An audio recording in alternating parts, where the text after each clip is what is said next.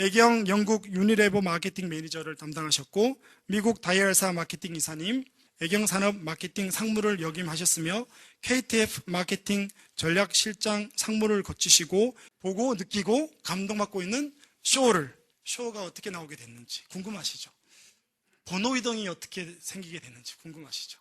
조서환 부상님을 소개해드리겠습니다. 노는 분위기 같은데 이거 공부하자니까 좀 쑥스럽군요. 근데 사실 굉장히 영광스럽습니다.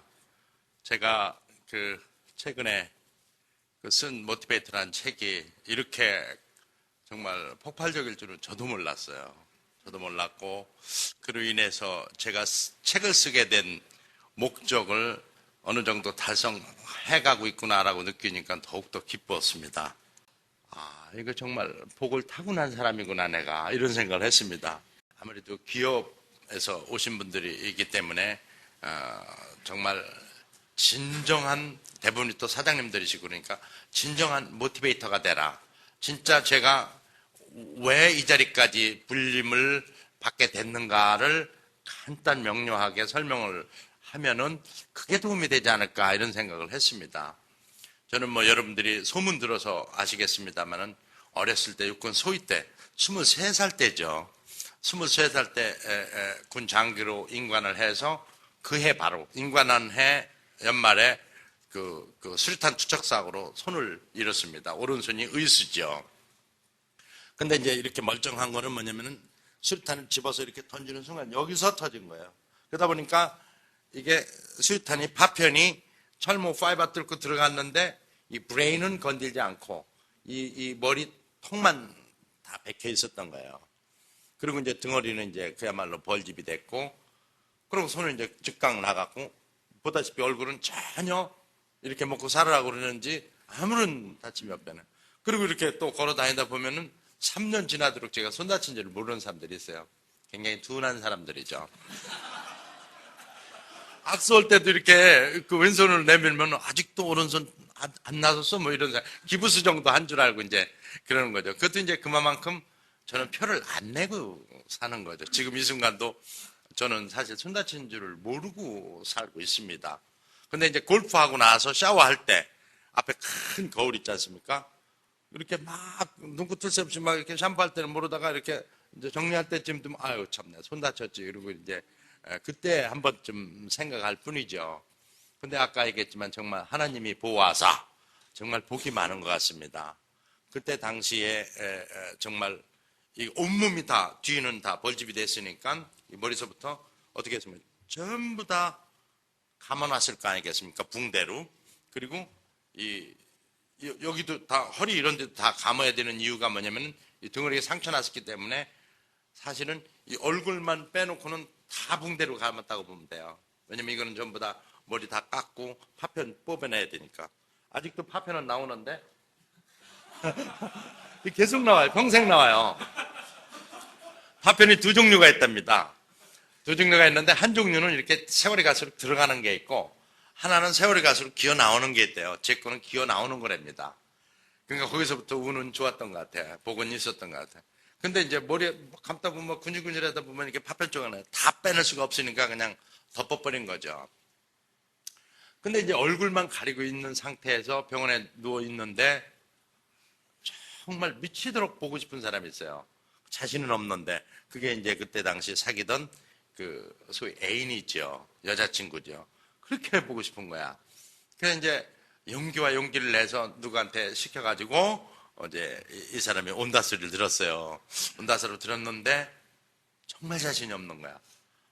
이 내 모습을 보고 이 사람이 어떤 반응을 보일까? 이제 상상을 하는 거예요. 온다 소리는 들었고 막 도망갈 것이다. 아니야. 막 주저앉아서 엉엉 울 것이야. 아니야. 너무 놀라서 할 말을 잃고 그냥 멍하니 있을 거야. 뭐 이런 상상을 했는데 그 중에 하나가 맞았어요. 그 마지막인데 딱 그 세 번째가 보더니만 너무 놀라가지고 그냥 아무 말 없이 그냥 서 있는 거예요. 그러면서 이제 저는 속으로는 너무너무 빨리 묻고 싶은 소리가 뭐냐면은 아직도 나 사랑하는지 이게 이제 제일 급한 거예요. 묻고 싶은 게. 그런데 이제 차마 부를 수가 없어요. 양심상. 내가 이 상태로 어떻게 사랑하냐고 묻냐. 그리고 또 만약에 아니라고 그러면 그건 큰일이잖아요.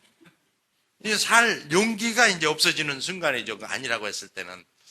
그래서 차마 못 먹고 하다 한 3, 40분 지났을까? 용기를 내서 이제 물어봤죠.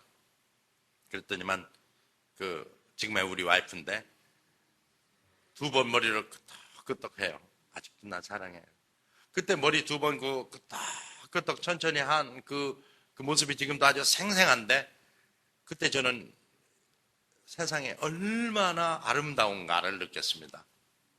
어떻게 보면 다른 사람들이 볼 때는 가장 불행한 시기에 저는 가장 큰 행복을 느꼈다는 거죠.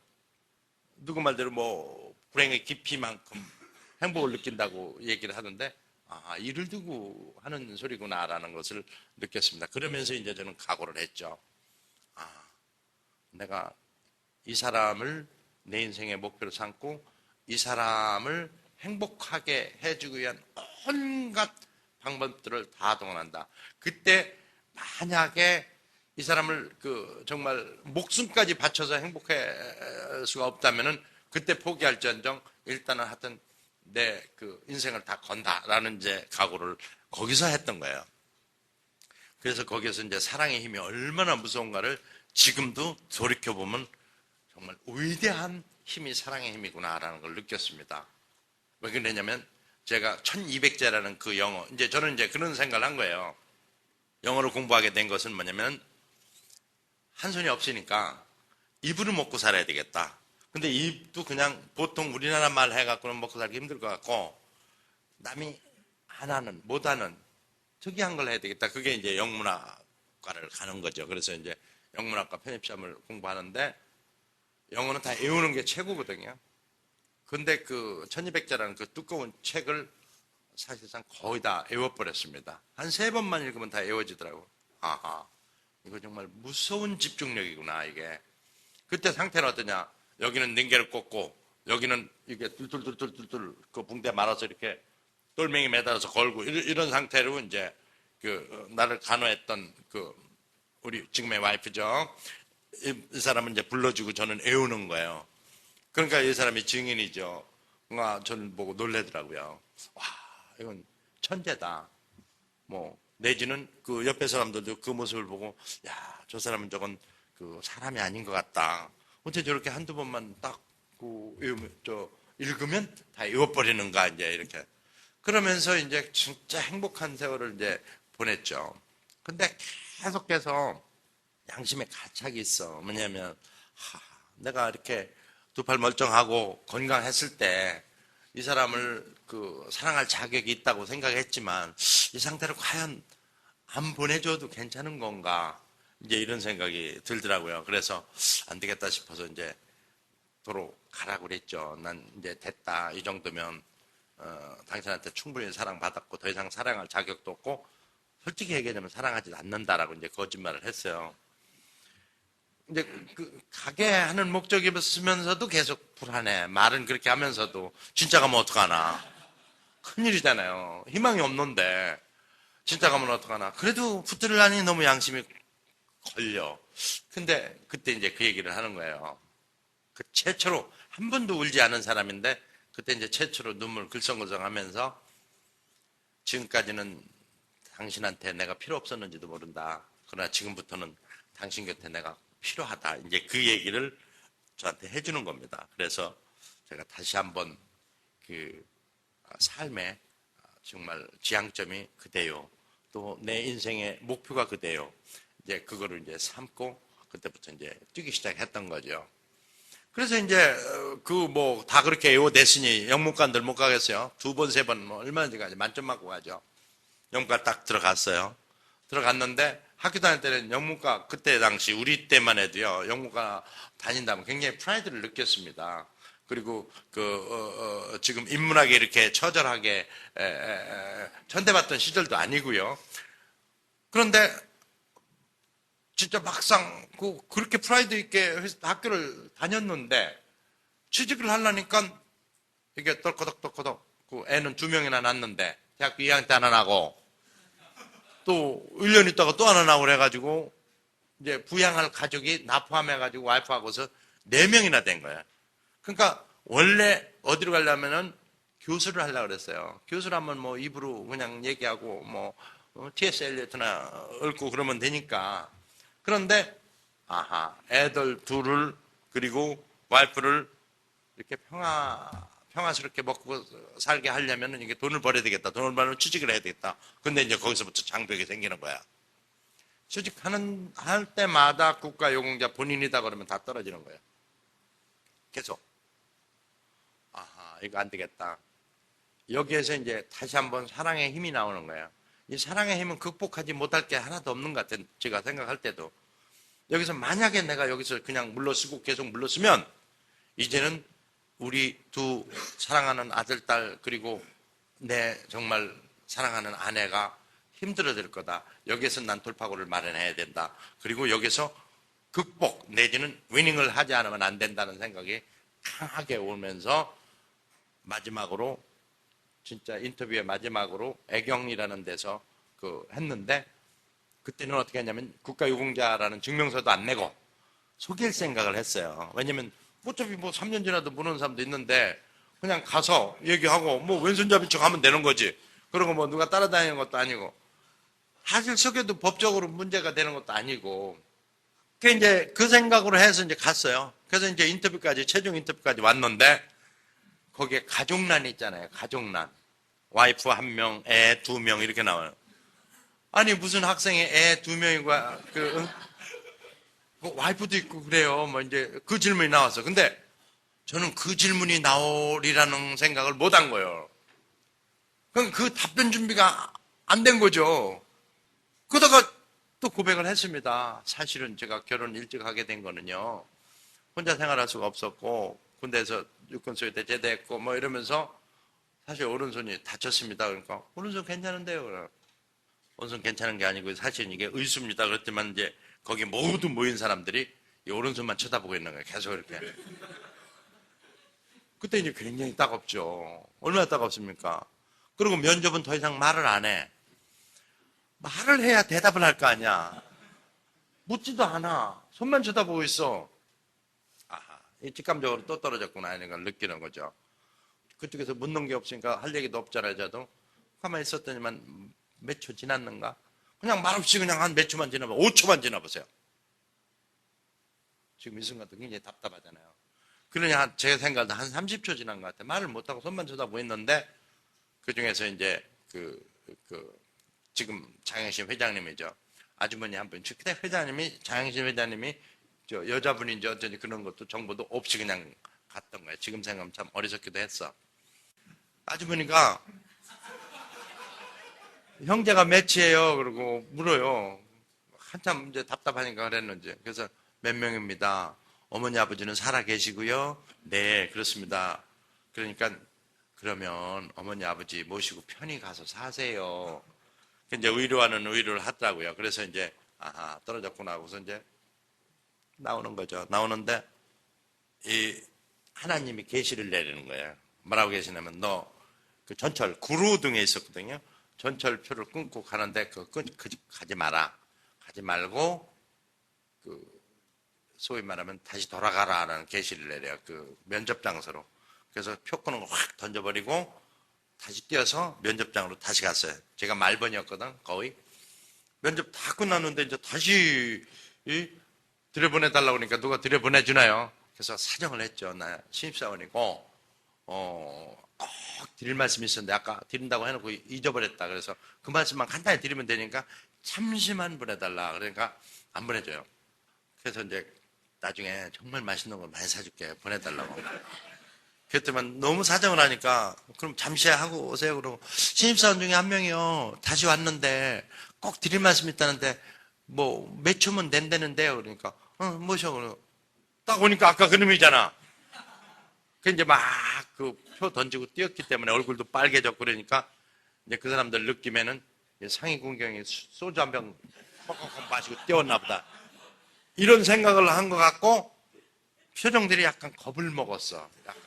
저놈이 횡패 부리면 어쩌나 뭐 이제 이런 생각을 하는 것 같았어요. 그래가지고 어쩔 줄을 몰라 하는 걸 제가 이제 점잖게 얘기를 했죠. 잠시 앉아도 되겠습니까? 꼭 말씀드릴 게 있는데요. 이제 톤도 가능한 낮추고, 왜냐면 소리 지르면 겁먹을까봐. 그래서 점잖게, 아주 점잖게, 겸손하게, 아이고, 제가 꼭 드린 말씀 있는데, 잠시만 데리고 가면 안 되겠습니까? 앉으세요. 앉았어. 말해보세요. 네. 굉장히 냉정해. 예. 사실은 저는 교통사고로 오른손 다친 거 아니거든요. 그리고 저는 깡패노로 다다 오른손 잘린 것도 아니거든요. 저는 내 민족, 내 결을 위해서 기꺼이 자이든 타이든 군에 갔고, 이 남북이 대체된 상황하에서 저는 희생을 해서 오른손을 잃었습니다. 그래서 국가유공자가 됐고, 그로 인해서 저는 프라이드를 가지고 지금까지 살고 있습니다. 난 여러분들한테 이러한 냉대, 홀대를 받아야 될 자격이 없다고 생각합니다. 여러분들은 분명히 입학 원서에는 10점 가점 내지는 국가유공자 우대라고 이렇게 써놨습니다. 그거 지키십니까? 아무 소리 안 해요. 우리 두 팔 다 가지고 있습니다. 오른손잡이는 오른손으로, 왼손잡이는 왼손으로 글씨 씁니다. 저는 지금까지 살면서 양손으로 둘이 동시에 글씨 쓰는 사람 못 봤습니다. 왼손잡이 왼손으로 저는 쓰는데 뭐가 제가 면접 중단당해야 되는지요. 그 다음에 그렇지 않아도 저 같은 사람은 아파하는 사람입니다. 아파하는 사람 자꾸 때리지 마세요. 왜냐면 그렇지 않아도 아파하는 사람들을 왜 힘들게 합니까? 여러분들은 분명히 사회의 정의에 앞서 나가는 엘리트층들이라고 그러는데 거짓말하고 있지 않습니까? 10점 가점하고 우대한다고 그러지만 우대를 안고 있고 10점 가점도 안 해주지 않습니까? 제가 여기 온 거는 다른 게 아닙니다. 만약에 저 같은 사람이 또다시 오게 되면 제발 부탁하는데 그런 냉대는 해주시지 않는 게 좋을 것 같습니다. 그리고 여기 앉아 계신 여러분들도 자식들이 있을 겁니다. 그 사람들이 지금 군대 가 있을 수도 있고요. 또 앞으로 군대 갈 예정이기도 할 겁니다. 그때 남북이 대체된 상황에서 저처럼 되지 말라는 법 없습니다. 그때 여러분 자식이 여기 와서도 저처럼 냉대하실 겁니까? 얘기하는 동안 차차차차차차차 고개를 숙여 던지면은 못 들어. 전부 다. 그러니까 그 어린애가 아주 명연설을 한 거예요. 그 자리에서. 그게 다급한 거지. 왜냐면 애 2명의 그 예쁜 마누라를 굶긴다는 생각이 나는 이제 끔찍한 거야. 여기서 물러설 수가 없는 거야. 그래서 이제 그 얘기를 다 했어요. 그리고 이제 제 얘기는 이게 끝입니다. 그리고 딱 일어서서 뭐 허락받을 것도 없잖아요.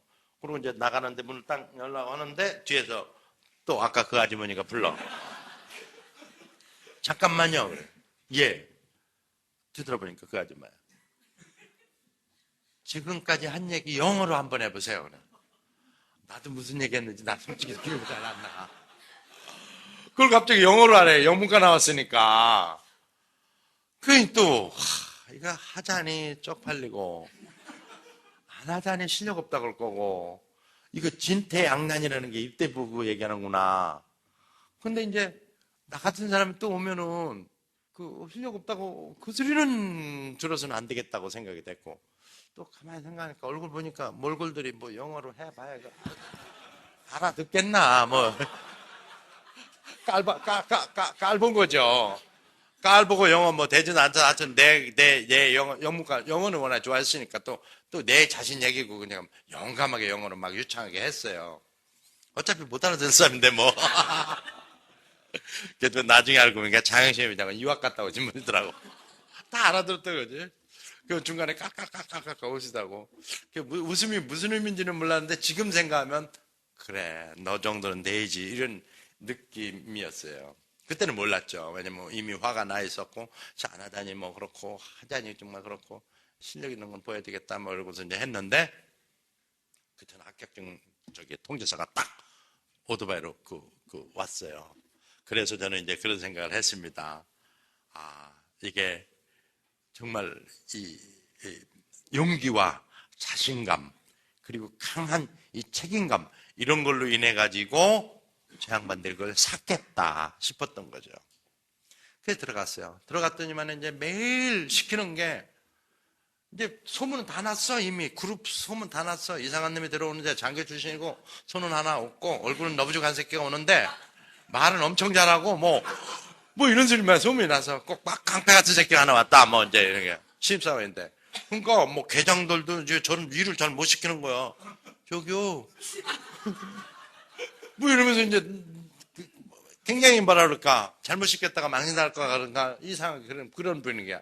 그 시키는 게 뭐냐면 껄뜯으면은 그 외국인들이 오잖아요. 이제 그 외국인들이 오면 이거 웰컴 투 코리아 닥터 데이비드 리차드슨 뭐 이거 들고 있는 거야. 공항 가서 그게 일이야. 산 넘어 산이라고 내가 이거 들러 여기 왔냐? 또 팔은 좀 아파요. 양손 있는 사람 밖으로 두지는데 이건 한 손밖에 없으니 주야장창 이러고 있는 거야. 그리고 이제 막 다시 또 이제 또 야 정말 이거 언제까지 이러고 되나 이거? 저 입사 동기들은 다 뭐 생산 담당, 회계 담당, 뭐 관리 담당 뭐 다 이러고 있는데 나는 매일 이러고 있어야 되니. 그런데 어느 순간 야 이 멍청한 놈아, 너 불만할 새가 어딨어? 넌 막 회사에 가장 중요한 손님들을 네가 제일 먼저 만나고 있는데 무슨 소리야 임마. 팔 아프기는 임마. 야 임마 팔 아프면 허리춤에 껴. 오 여기다 끼니까 간단해. 그냥 이러고 있으면 돼. 오면 딱 들고 딱 평상시에 이렇게 하고 있거든. 아주 편한 것을 그 생각이 안 난 거야. 왜냐면 부정적인 사고가 하니까 샹샹 막 오다니까 생각이 굳어져 버려.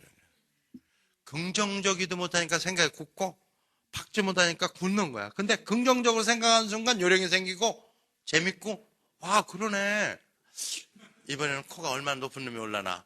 오히려 기다려지고 또 무슨 생각하냐면 야 넌 막 다른 애들 영어 못하는 애들은 회사에서 월급 타가지고 지 돈을 들여가지고 오후에 나가서 영어 공부를 하고 있는데 너는 회사 돈 받아가면서 택시 타갖고 다니면서 그 각국 나라 사람들을 다 발음을 섭렵하는 데는 막 뭐가 불만이야.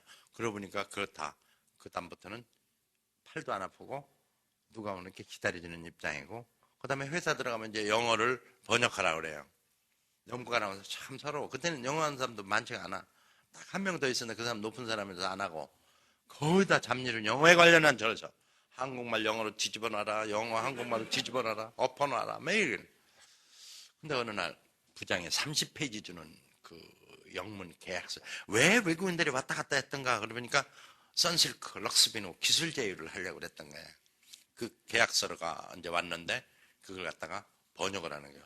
페이지 보니까 30페이지인데 그게 얼마나 참 무식하게 시키냐면 내일 아침까지 하는 퇴근 시간에 지금 제 글씨 속도로는 30페이지를 영어로 그냥 뺏기는 데만 해도 내일 아침까지 못 할 것 같아. 30페이지. 진짜. 근데 그걸 번역을 내일 아침까지 해오라 이래. 그래서 내일 아침까지는 힘든데요. 그러니까 하라면 해. 내일 아침까지 굉장히 힘든데요. 그러니까 하라면 하라니까. 그러면서 톤이 높아지면서 눈이 똑바로 쳐다보면서 눈이 커져. 약간 공포감이 있어. 그래서 이제 할 수 없이 더 이상 얘기했던 구시되게 맞을 것 같으니까 돌아서면서 나도 모르게 답답하긴 해. 그리고 씩 한 거야. 근데 귀 밝은 저 양반이 알아들은 거야. 야 인마 그래서 예? 너 지금 뭐라 그랬어? 예? 저 아무 소리 하는데요. 너 인마 지금 답답하다 그랬잖아. 그러더니만은 차가 탁탁탁탁탁 덥더니만 퇴근 시간이니까 그러더만 공공칠판 탁 덥더니만 탁 크더니만은 가지고 나가시는 거야. 새끼 말이야 그러면서 슉 나가는 거야. 새끼 말이야도 내가 들었어. 아이고 큰일 났다. 산다만 산이라더니 이제 그 순간에 우리 애들 둘 그 생각나. 또 선숙이 엄마 또 생각나는 거야. 난 어려운 말 있으면 그들이 생각나는 거야. 그래서 거기에 이제 또 힘을 내야 돼. 여기서 주저앉으면 안 돼. 그러다 보니까 이제 비굴해지기 시작하더라고. 이 양반이 이제 집에 1시간쯤은 들어갈까? 1시간 동안 고민하는 거야. 큰일 났다. 이제 잘리면 큰일인데. 이게 어떻게 들어온 회사인데 이걸 또 내가 이 실수를 했단 말이야. 그러고 그 양반한테 전화했어요. 1시간 뒤에. 죄송합니다. 아까 저도 모르게 그냥 휙 나온 소리인데 용서해 주시죠. 그런데 이 양반이 아까 그거 야채가 됐던 그런 그 모습하고는 달리 인자하게 너 아직도 퇴근 안 했냐? 가라. 내가 오면서 생각해 보니까 너무 무리한 것 같다. 살았구나. 그리고 이제 퇴근을 할까 말까 망설이는데 또 지난번 그 하나님이 또 계시를 내리는 거야. 야 멍청한 놈이야. 그건 막 번역하는 요령이 있어. 그러니까 아하, 왜 이 생각을 못했어? 그리고 빨리 집으로 가져갔어요. 가져가서 여보 이래서 상표로 여보 내가 부를 테니까 당신 받아 적어. 그리고 나는 부르고 와이프는 받아 적어. 글씨 빠르잖아요. 그러니까 둘이 밤 꼬박 새가지고 5시 반인가 새벽까지 다 한 거야. 번역을 다 했어. 스트레스 받았지. 저녁 못 먹었지. 뭐 이러다 보니까 막 설사나고 막 그래. 5시 반에 끝나서 이제 회사에 왔어. 회사에 와가지고 이제 이제 설사 계속 나니까 이제 모닝 똥누로 이제 갔는데 그 똥 놓고 있는 사이에 이 양반이 또 오셨어요. 출근을 하신 거야. 또 엄청 빨라요. 부지런해요. 그 양반이. 그러더니만은 또 오자마자 나를 보자마자 야 인마 그래서 예, 너 이게 뭐야? 그러니까 번역이요. 너 인마 이거 네 글씨 아니잖아. 그래서 예, 제 집사람 것인데요. 그러니까. 그러면 둘이 밤샜다는 거야? 그래서 예, 그러니까 더 이상 할 말을 잃어버리는 거예요. 그러면서 그 눈빛에서 뭐라고 말은 안 했어. 그 양반은 한마디도 안 했는데 그 욕만 하고 안 했는데 그 눈빛에서 난 뭘 읽을 수 있냐면 너 내가 키워줄게. 그걸 읽을 수가 있었어. 우린 눈으로 말하잖아요. 내가 키워줄게. 그거를 느꼈어요. 그러면서 저는 평상시 D나 C를 인사고가 A, B, C, D가 있잖아요. D나 C를 맡아놓고 제가 맞았던 사람이야. 왜냐면 참 비열했어 사람들이. 저는 일만 열심히 하는데 이 새끼는 D를 줘도 못 나갈 놈. 왜냐 애 2명 있지 와이프 있지 뭐 어떻게 나가겠어. 그러니까 D는 더 맡아서 제가 맡았어요. 근데 그 새벽에 모닝 똥 놓고 온 사이에 그 양반하고 그 대화로 인해서 그 해 저는 A를 맞은 거예요. 그러면서 이제 드디어 이제 진급을 하는데 그 진급할 때도 마지막에 장영심 회장이 저를 테스트를 했어요. 그러다 보니까 다 보고 있어서 3년 동안 한 번도 만난 적 없어요. 장영심 회장을. 그런데 그 양반이 뽑아놓고 저는 다 지켜보고 다 보고받고 있었어요. 일거수일투족을. 저는 그걸 몰랐지. 그런데 어느 날 갑자기 지금 그 동시통역자가 필요하다. 그러니 영어 잘하는 사람, 높은 사람, 아까 얘기한 그 높은 사람하고 저밖에 없어요. 그러니까 이 사람은 영국인 통역, 이 사람은 장혜심 회장 통역을 제가 만난 거예요. 원고를 줘야지. 근데 원고를 안 주는 거야. 근데 이 양반은 원래 연설할 때 보면은 그룹 사람들 모아놓고 그냥 한 5분 자기가 쭉 얘기하시고 편안히 그냥 그렇게 하셔 뭐 이래가면서 아주 그냥 회장님이 원래 투가 그래요. 근데 그날 10시에 세레머니를 하는데 10시까지도 안 주는 거예요.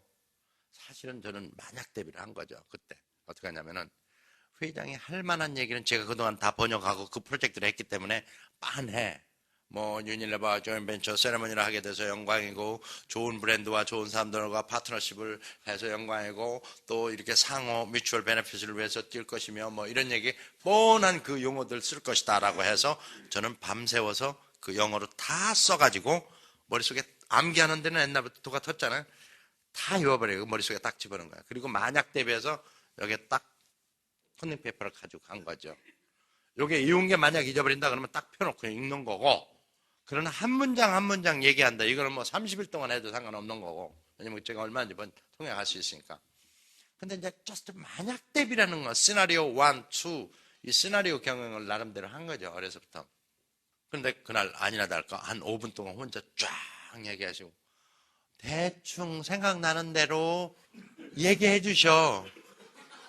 왜냐면 이 양반 얘기는 우리말로 했기 때문에 알아들을 사람은 저기 그 소위 코쟁이들 몇 명밖에 없는 거라 이 사람들만 알아들으면 되거든. 저는 이제 어차피 잘했는지 못했는지 통역을 잘했는지 못했는지 이 사람들은 국문을 못 알아들으니까 내가 어떻게든 모를 거라 말이지.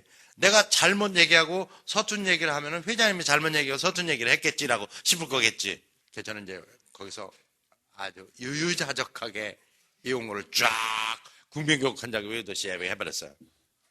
중간에서 그렇게 불안해했던 사람들이 막 중간에서 우리와 같은 박수가 터져지면서 이제 영어조라고 이제 변명해. 영어죠. 모른다는 다 저한테 갖고 와. 그러니까 그때부터 이제 저는 진급을 그해 이제 실력을 인정받아 진급을 했고, 그러면서 이제 그 어려운 계장 진급을 한 거예요. 계장.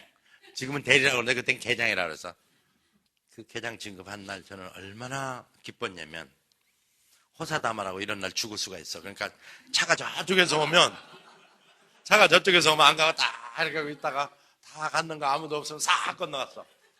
그리고 저쪽에서 또 사람이 이렇게 막 뭐 우람한 사람들이 오잖아. 그러면 이쪽 비켰다가 딱 사람 지나간 뒤에 이제 갔어. 그러고서 집에 가서 딱 여보 나 진급 먹었어 막 이러면서, 나 이제 평생 진급 안 해도 된다. 나는 만년 개장해도 된다. 그러고 내 꿈을 이뤘어. 그래서 이제 진짜 꿈을 이뤘다고 그러고서 이제 드디어 저 나름대로 안정권에 접어들었다고 생각을 했던 거예요. 그러고서 이제 외국인들이 오니까 그 명함 주는 게 전부 다 뭐라고 주냐면 명함의 마케팅이야.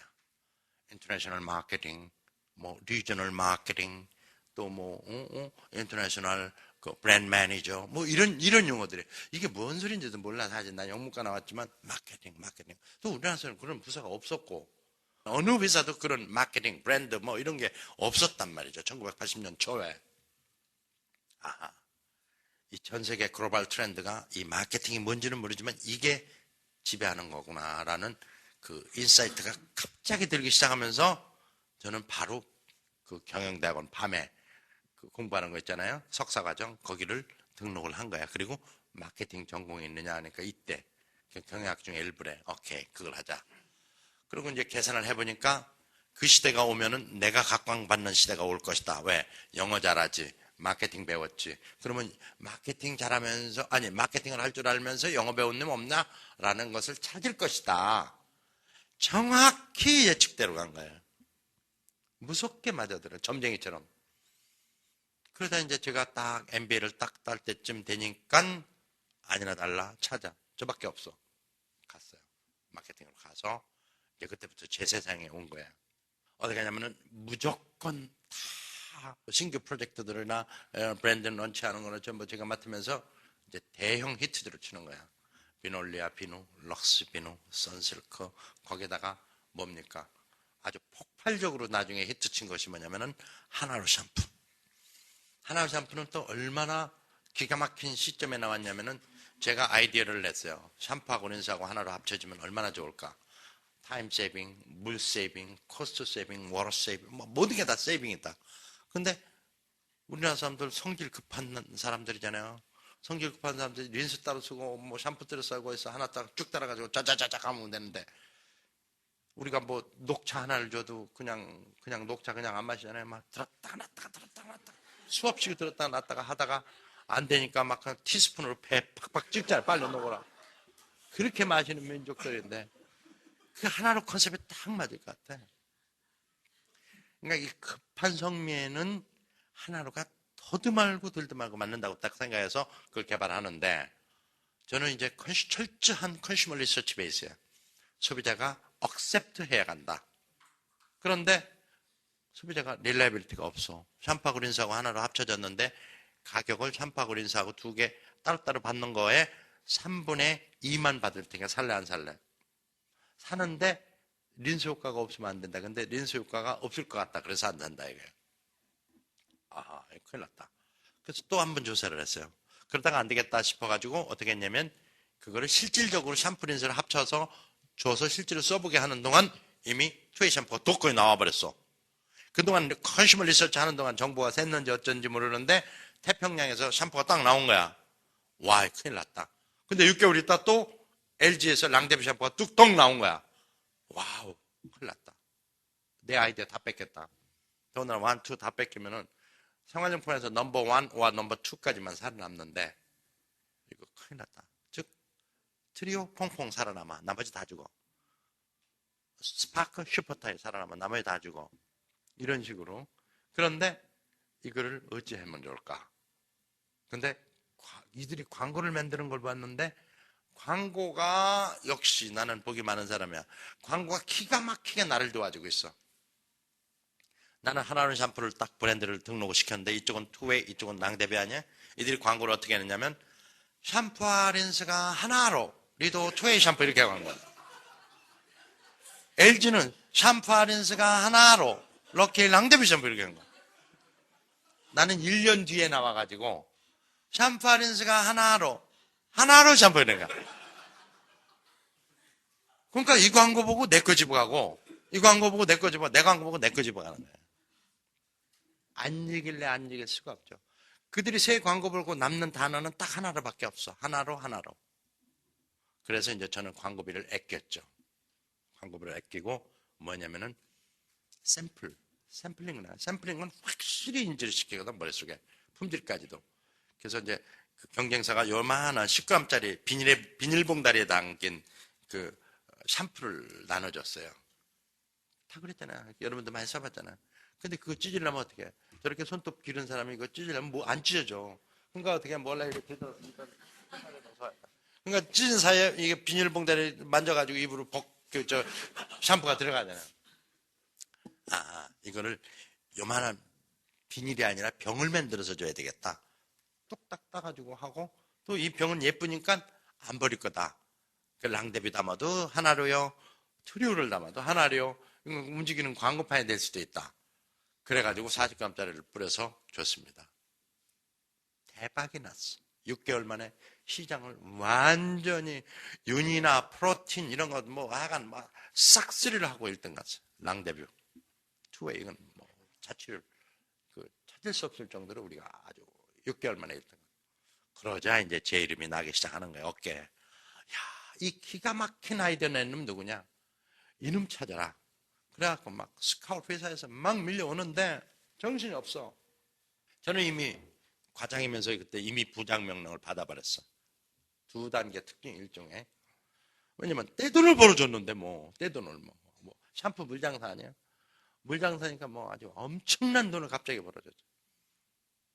그러면서 이제 저는 네덜란드인 그 여자 부장 밑에서 일하다가 저는 이제 동급이 됐고 그 위에 또 그게 참 멀티내셔널이야.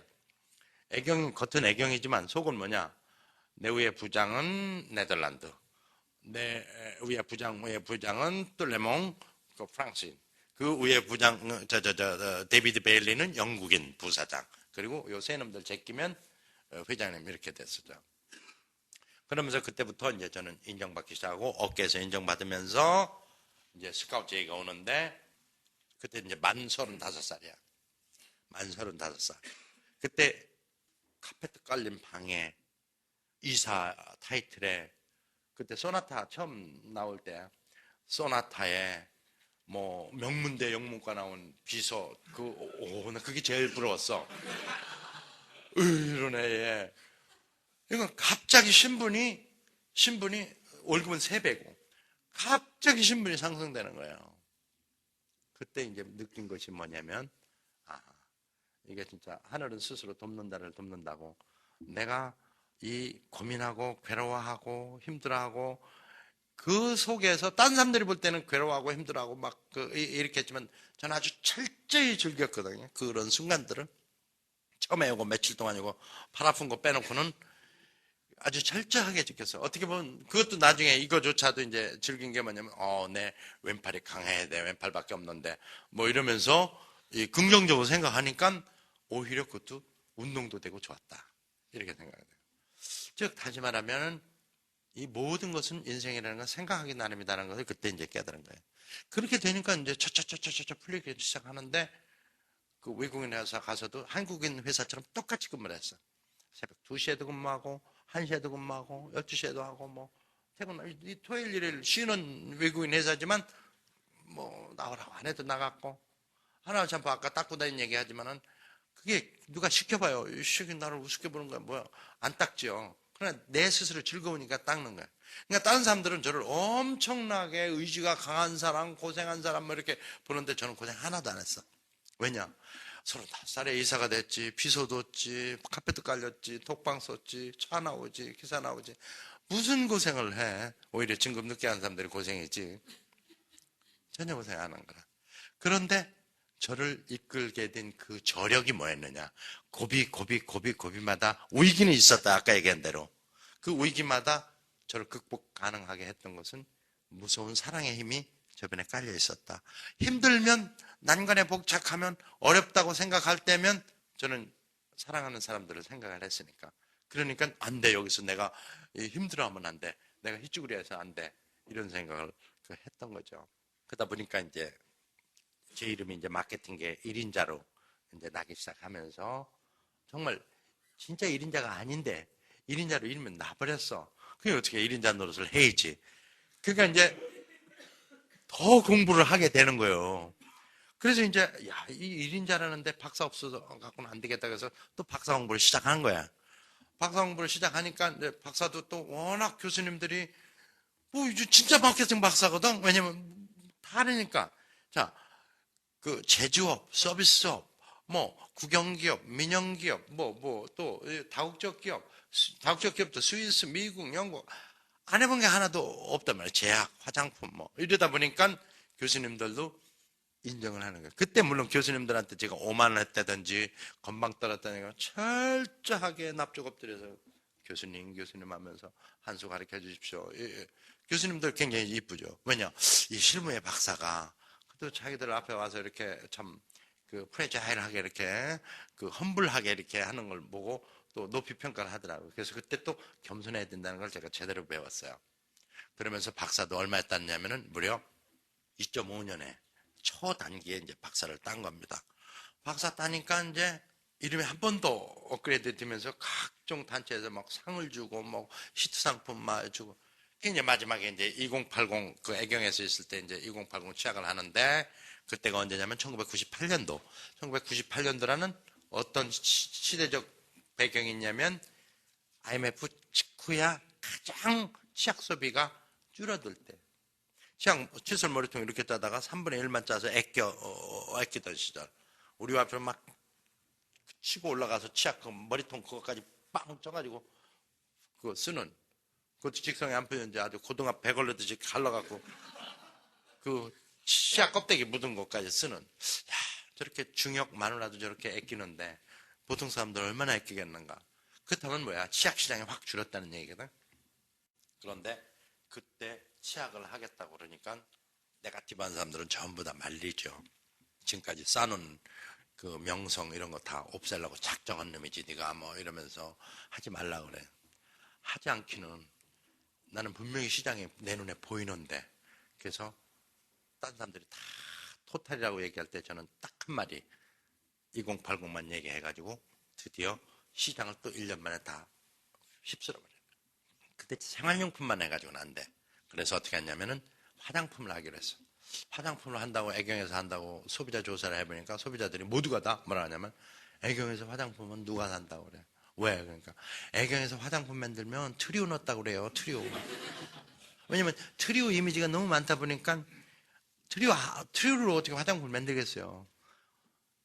그야말로 서충석 전무가 뭐 태평양 피어에서 30년 동안 그 화장품만 만들자 뭐냐. 그분이 모시다가 만들었는데 화장품 질이 얼마나 좋겠어요. 좋은 원료 다 넣어서. 그래서 아주 최고로 좋은 화장품이라고 얘기해도 애경에서 만들었다면 안 사. 거기에 엘리자베스 아덴, 시슬리, 또 뭐냐, 가네보, 에스티로더, 크리스찬 디올, 샤넬, 8가지 다 합하면은 이게 400개, 국산업체만 400개고, 걔들하고 합치면 한 450개 회사가 되는 거예요. 화장품 회사.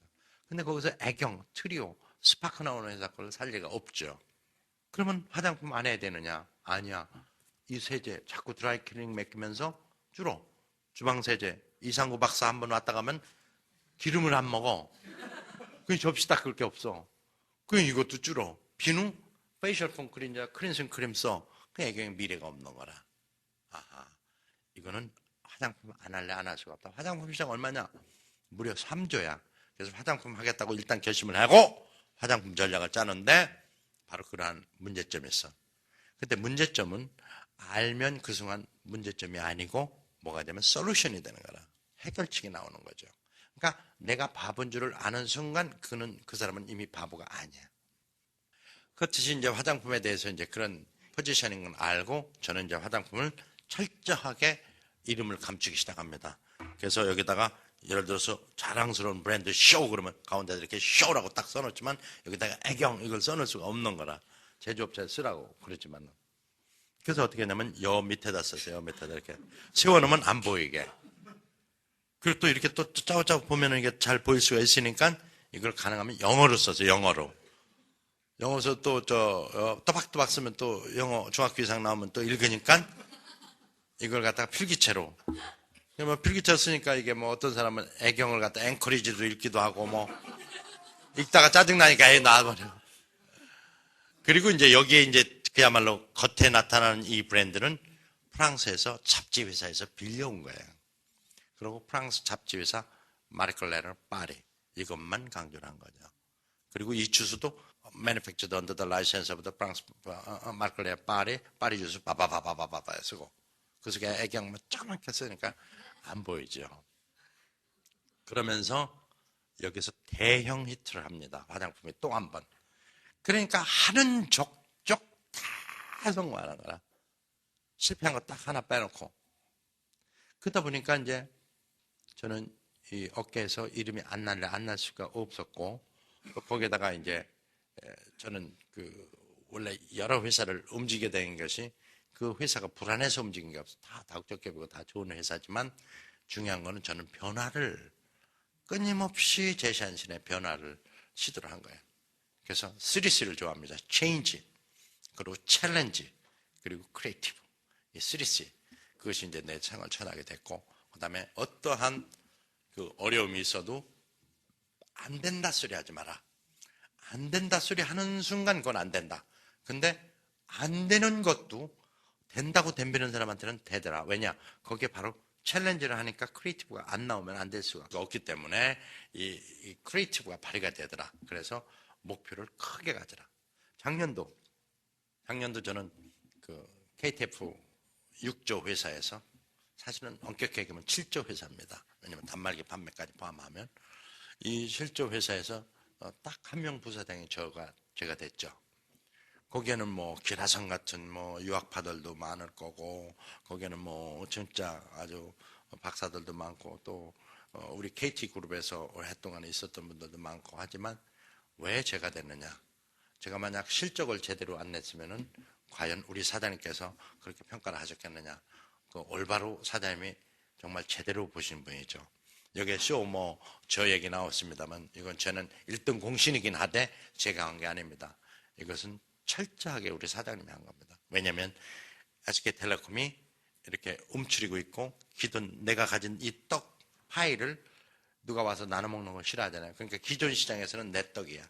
근데 누가 와서 여기서 침범하는 걸 싫어하잖아요. 근데 이걸 버리고 다른 떡을 찾아서 항해를 한다는 건 어리석은 거죠. 1등 회사로 볼 때는. 그러니까 2등 전략은 뭐냐? 바로 그거죠. 1등이 안 가려고 하는 쪽을 가야 된다. 아까 사회자가 읽었잖아요.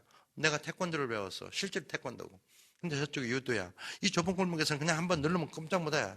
얘가 손 놔주지 않는 한 이건 한번 모가지 눌러버리면 끝난다고. 근데 이거 언제 얘한테 사정해서 모가지 누르길 바래. 가능하면은 어떠한 전략을 펼쳐서든 이 넓은 땅에 와서 이놈을 돌려차기 2단 옆차기 올라가야 얘를 이길 수가 있는데 이 땅으로 나와야, 즉 전쟁에서 승리할 수 없으면 전쟁 터를 옮겨라. 이 얘기가 이제 바로 제가 스스로 남긴 용어 중에 가장 마케팅적으로 부합되는 용어들. 실질적으로 도전해. 여러분이 굉장히 어렵다고 얘기하는 분들이 있어요. 친구들하고 대화해 보면은 여러분들 친구들하고 그 사람은 틀림없이 어렵게 삽니다. 근데 어떤 분은 어려운데도 어때? 좀 힘들지? 그럼 괜찮아. 먹고 살만해. 뭐 지금 이런 것 좀 뭐 극복 못해서 되겠어? 이거 뭐 사업이라고 하겠어? 이렇게 얘기하는 사람, 소위 뻥 치는 사람 있잖아요. 뻥. 그 뻥 치는 사람 틀림없이 잘 됩니다. 뻥 치는 사람이 못 뛴 적이 없어요. 그게 왜 그런지 아십니까? 그 뻥은 펀하고 같아. 펀. F-U-N. 그 뻥 치는 사람이라. 그래서 그 사람 멘탈리티에는 하고자 하는 의욕이 있어요. 열정이 있어요. 비전이 있어요. 희망이 있기 때문에 그게 뻥으로 나오는 거예요. 그냥 나오는 게 아니에요. 그게 멘탈리티라고. 그래서 네거티브 한 사람 옆에는 친구도 하지 말고 가지도 마세요. 그 사람한테 가면 괜히 오염돼. 네거티브로. 그리고 분위기가 얼어. 그리고 어두워. 진짜 뭐 흔한 말로 인생은 짧은 것인데 긍정적으로 적극적으로 재밌게 즐기면서 살아도 아쉬운 인생인데 왜 어둡게 침침하게 그러냐 이게. 그럴 이유가 전혀 없다. 사업도 똑같다고 그래요. 제가 물론 저는 비즈니스맨으로서 어떤 제가 아직 그 회사를 차려가지고 경영을 직접 한 적은 없지만 지금까지 쭉 비즈니스맨으로 뛰면서 느낌은 그랬다 이거죠.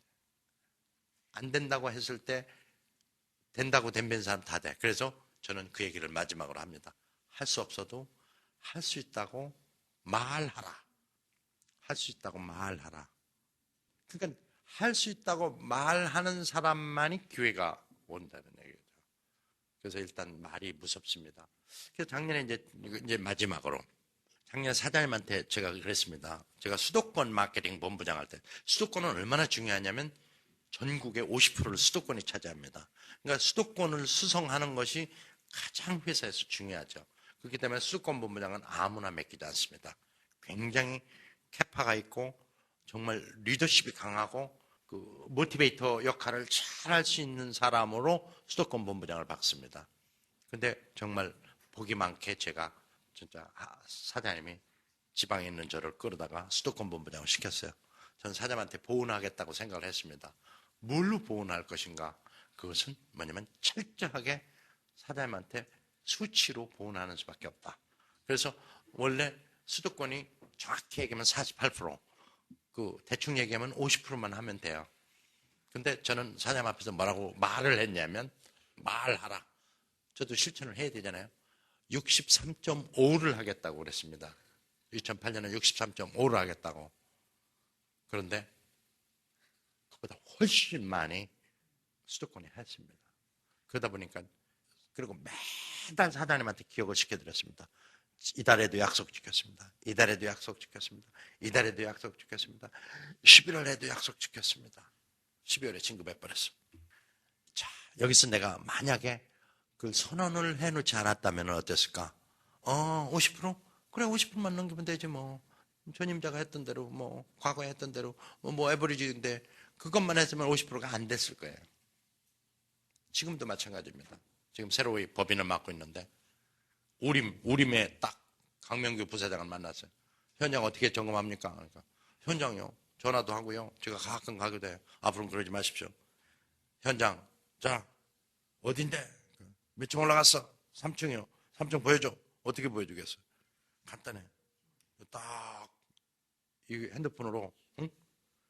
그냥 과거에는 이렇게 전화를 했다면 그러지 말고, 이렇게 딱 보인다, 이게. 그러면은, 3층 그러네. 그 컨스트럭션에 대해, 예, 컨스트럭션 이렇습니다. 오케이, 옆에 건물 어때? 옆에 건물 이렇습니다. 그래? 그 옆 사람, 잘 근무하나? 옆에 있나? 예, 여기 있습니다. 이거 얼마나 편해, 이거. 만약에 우리 사장님이 SK가 1등이고, 우리보다 돈을 배 이상을 버는 회사가 안 가는 거를 2등인 회사가 가겠다고 결심을 안 했던들, 오늘날에 3G 시장에서 쇼가 1등 자리를 유지할 수 있을 거니까 2등이 불가능하다. 가능하다고 생각을 했고 아주 디사이시브하게 의사결정을 했던 거죠. 그때 멘탈리티가 안 될 수도 있어. 내가 비즈니스맨이고 월급쟁이 사장인데 이거 뭘 굳이 리스크 테이킹 해라고 생각을 했다면 못하는 거죠. 근데 된다는 확신을 가지고 중역들을 설득을 했고 그러다 보니까 중역들도 어거지로 따르는 사람이 있었지만 이게 지금 어떠냐? 뭐 너무너무 잘했다고 서로가 이렇게 얘기를 합니다. 그래서 쇼가 펼치는 그 세상 정말 멋진 세상입니다. 외국 갈 때도 굳이 이거를 바꿔갈 필요가 없어요. 그냥 가지고 나가면 돼. 비행기 안에서 껐다가 비행기 내리면 틀면 그대로 뭐 문자고 뭐고 다 나와요. 그리고 음악 하나 보내는 거 문자 메시지 50명한테 보내는 거 슉 갑니다. 불과 몇 초 만에 슉 꺼버려. 옛날에 하나하나 가는데 얼마나 답답해. 그러니까 HSDPA, 그 다음에 글로벌 로밍, 그 다음에 영상. 실질적으로 이제는 소위 듣는 시대에서 보는 시대로 왔다 이거죠. 그리고 이제 미래는 어떻게 제휴 마케팅의 성향일 거예요. 그러니까 나 혼자 다 가질 수 없어. 내가 은행 갖고 뭐 방송 갖고 다 할 수는 없잖아요. 그러니까 가진 사람 걸 나눠서 빌려 쓰는 거 서로가 쉐어링을 하는 거예요. 그래서 은행도 여기서 되고 증권도 여기서 되고 모든 게 다 여기서 올라온다. 인터넷도 여기서 되고 편지도 지금 이 순간 제가 딱 끝나면 여기서 어떤 편지가 왔는가 금방 찾아보고. 그러니까 이게 이제는 이 요금도 전화 요금이 아니라 솔직히 얘기하면 종합 생활 요금이지. 증권회사 갈 때 차비 드는 거 안 들어도 여기서 뜨뜨뜨뜨 눌러 사고 팔고 다 하면 되니까. 은행 뭐 하려고 가 여기서 다 하면 되지. 우편 아이고 여기서 뜨뜨뜨뜨 눌러갖고 내 프리랜서 온 거 보면 되는데. 그러니까 무서운 세상에 이미 와 있습니다. 그래서 이런 시기에 이제 마지막으로 부탁하고 싶은 단어 아까 얘기한 거 뭐냐? 끊임없이 본인을 변화시켜라. 변화. 어떤 변화가 일어나는지 모르는 사람도 있어. 어떤 변화는 일어나는지는 알지만 내가 그 속에서 뭘 해야 되는지 모르는 사람이 있어. 어떤 사람은 변화가 일어나는지도 알고 내가 그 속에서 어떻게 하는지도 알면서 또 미래의 변화를 크리에이션 시켜나가는 사람들 있어. 그러니까 변화, 창조, 도전. 이것이 21세기를 살아나가는 비즈니스맨들의 키워드다. 오늘 쇼하고 재밌어야 되는데 너무 딱딱하지 않았나 모르겠네요. 그래도 이제 예, 감사합니다. 근데 이게 저는 이 앞에서 이렇게 강의하다 보면요, 이게 빨리 오는지 안 오는지 잘 압니다. 이게 지금 다 듣고 있구나, 누가 문자 메시지 다 보는데 오늘 정말 그 CEO 여러분들이라서 그런지 정말 대단하십니다. 단 한 분도 제 얘기를 안 듣는 분이 없었다는 사실 기적에 가깝습니다.